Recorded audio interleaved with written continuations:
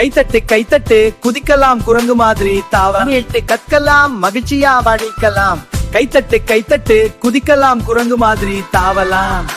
குரங்கு டீச்சர் குட்டிகளோடு சேர்ந்து சொல்லிக்கொள்ள அகர பயிற்சர் தமிழ் எழுத்துக்கள் மகிழ்ச்சியா பாடலாம் கைத்தட்டலாம். குரங்கு டீச்சர் வந்துருச்சு, குட்டிகளுக்கு சொல்லிக் கொடுக்குது. எல்லாரும் பாரு.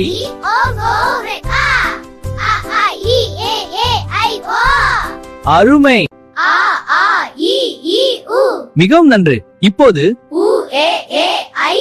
அருமை, இன்னும் ஒரு முறை.